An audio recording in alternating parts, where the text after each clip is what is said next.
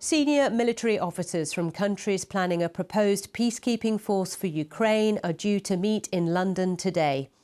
More than 20 nations are thought to be involved in what the British Prime Minister has called the Coalition of the Willing. The group, led by Britain and France, is expected to discuss how a Western-led peacekeeping force would work in practice.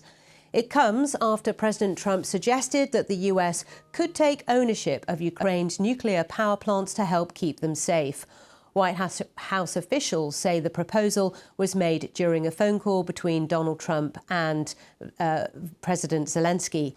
The Ukrainian leader later said they discussed only the Zaporizhzhia nuclear plant, which is held by Russian forces. Paul Knott is a former British diplomat who served in both Ukraine and Russia. I asked him for his thoughts on today's meeting here in London. I think it's an important meeting and another step in the process we've seen of building up momentum to put this force in place if it's needed, if some kind of agreement can be found.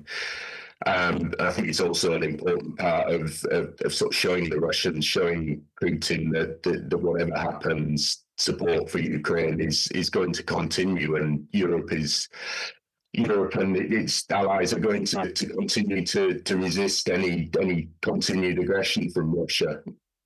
And important steps have been taken this week on many levels. Of course, we've got the phone call that happened between Vladimir Putin and President Trump, but also as well between President Zelensky and President Trump, which was very important for both leaders, given their last conversation was in the Oval Office. Yeah, for sure. I mean, it's the Americans, for all their suggestions of sort of heading in different directions, are going to remain important in this process. So it's very important for Ukraine, as I think other leaders, such as Prime Minister Starmer, have sort of impressed upon them to try and keep close to them and have productive relations with them. So yes, that was an important development. What do you make of this idea of the US owning certain key power plants in Ukraine? I mean, President Zelensky saying they really only discussed the Zaporizhzhia nuclear plant, but the idea that they would be safer if owned by the US?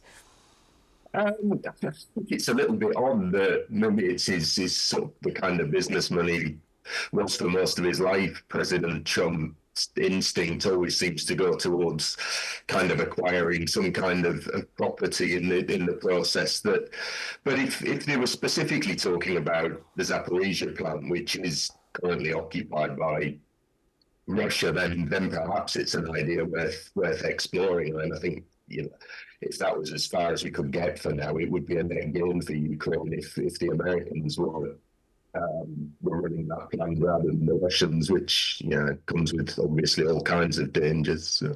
I mean, it's not an operational plant at the moment, and it's said to take at least a few years before it could be up and running fully again.